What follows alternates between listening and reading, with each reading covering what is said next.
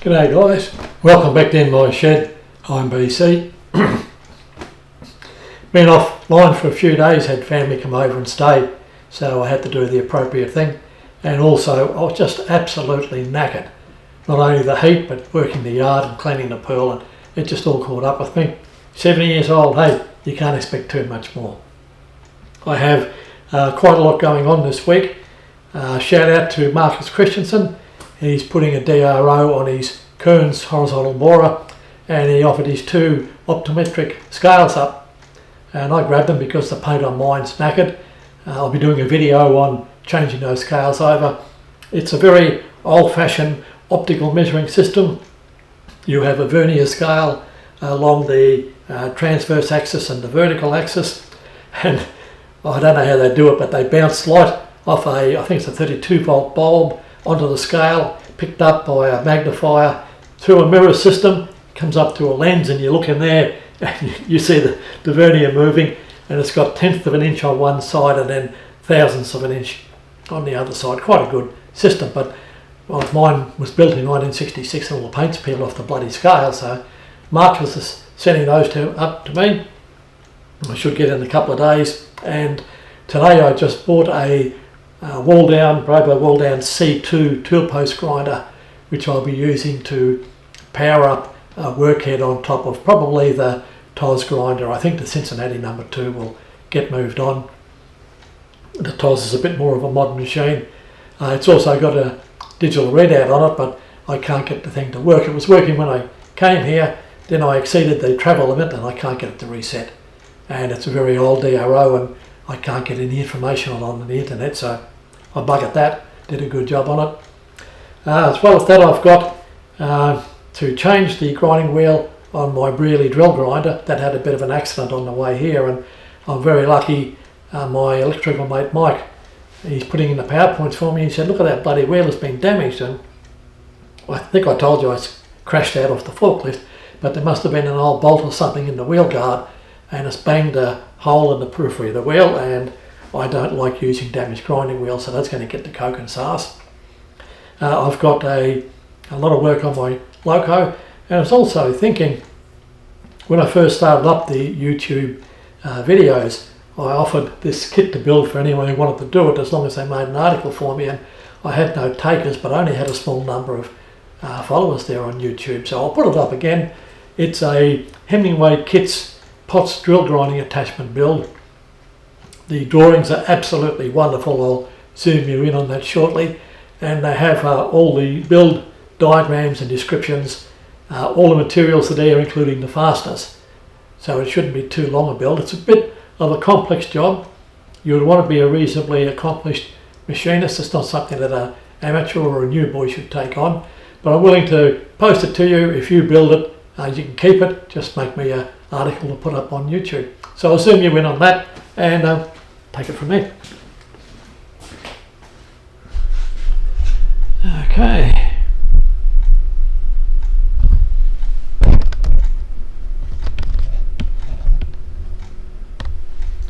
As I said, the drawings are a real delight to see.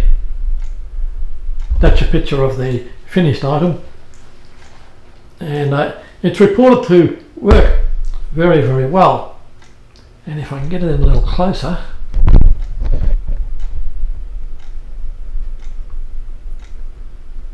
no, it just won't come up any better.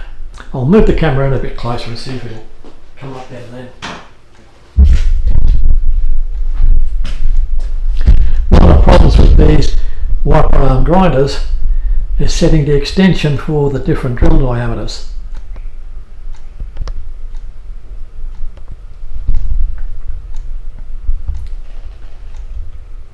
Okay, does it show it there? Yes, it does. Okay, I'll go out and point my grubby finger at it. When I can find it. That part of the grinder there. There's a pair of jaws, and you put your drill in between the jaws and adjust the jaws in and out, and that controls the stick out of the drill past the point of the grinder. And that's one place that a lot of the cheaper drill grinders fail. If you don't vary that extension, you finish up with doing the amount of relief you need for a large drill on the back of a 1/8 drill, and you get too much clearance at a very wide chisel angle. I'll get back behind the camera.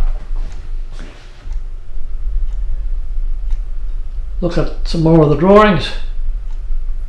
It's a fabulous kit, and Hemingway I found to be really good to deal with. So if you're after some kit work for tool room accessories, etc., there's the bill of materials, all castings and gunmetal ingots, or what do you call them, billets, and a little bag of fasteners, even a bit of spring steel for the setting lip.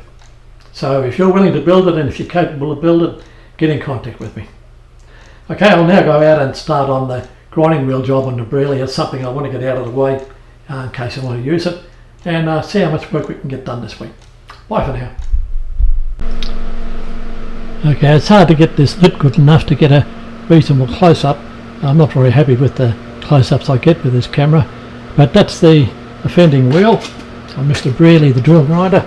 And you can see there is a divot, and what I assume happened is in it tipping over, somehow there was a fastener, a bolt got inside the wheel guard, probably from one of the boxes full of crap on the grinder stand, and jammed between the wheel guard and the wheel.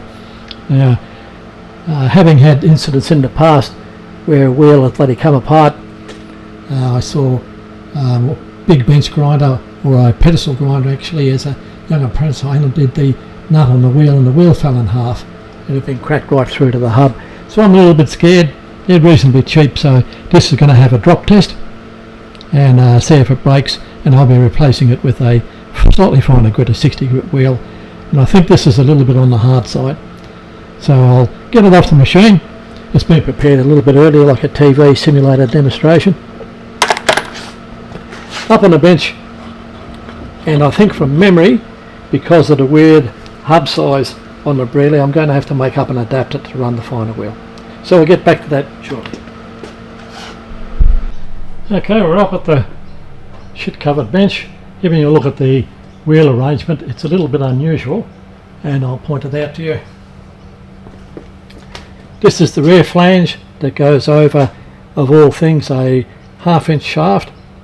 That's a locating bore for the wheel, of course, but this comes in from the outside and acts like a grinding wheel retaining nut, and threads into the inside of that bush, and then the whole lot goes over a motor shaft. That'll be the foam ridge. Okay, lost my place where we were.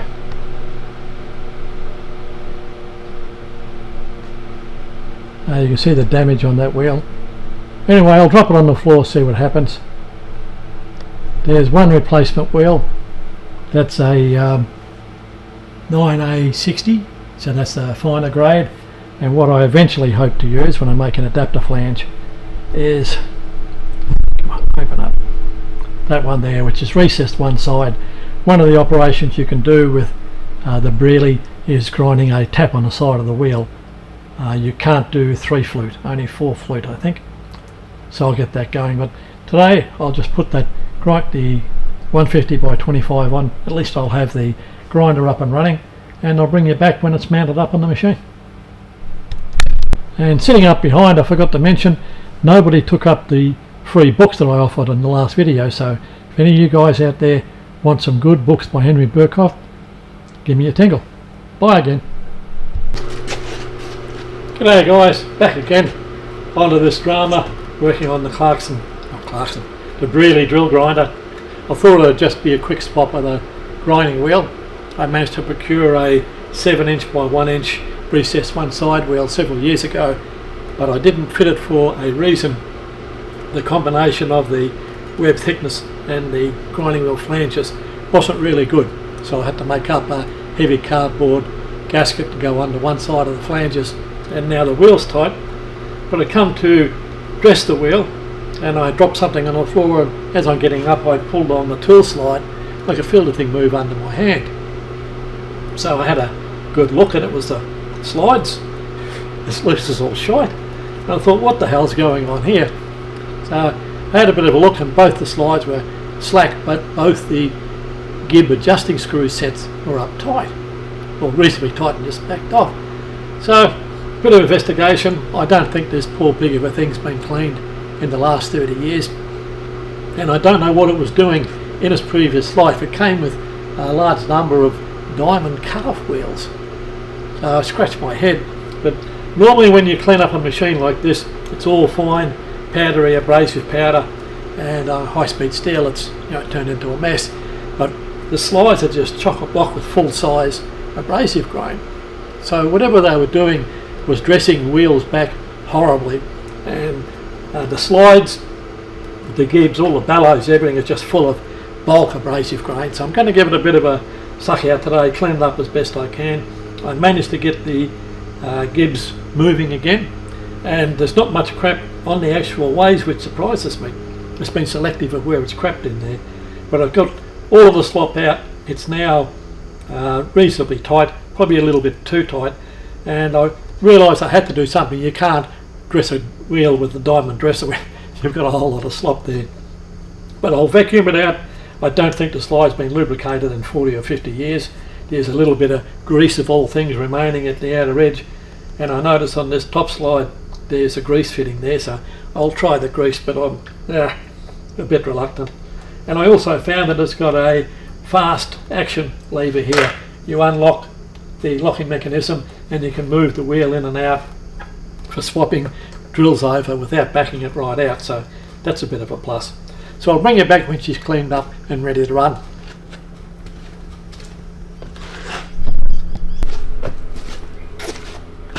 Well, I'm definitely not on a winner today. Mounted a new grinding wheel up, and I thought I did a reasonable job. I've got a spacer in there and another cardboard gasket to get the shaft length right, and the bloody thing vibrates like hell.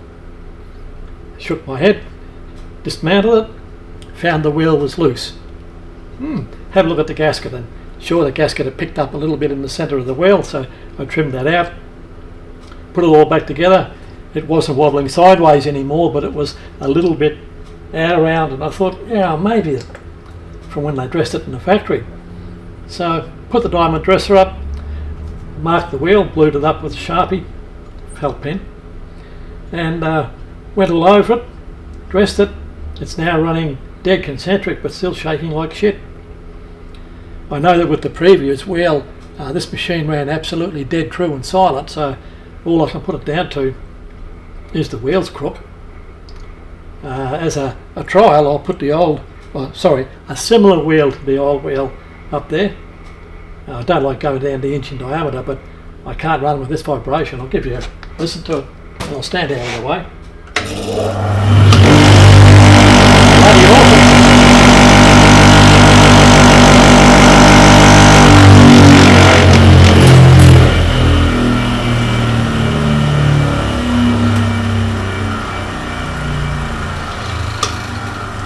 And unlike a bench grinder, in this situation you don't really have the option to undo the clamping up and turn the wheel a quarter of a turn. Because it's a very complex item, you've got a nut holding the hub on, and the hub has actually got a flange nut on it, so it'd be very difficult. I might see if I can do it. I'll mark them both with a pen and try and move them around, but I don't like my chances. Anyway, I'll bring you back when I've solved my dilemma.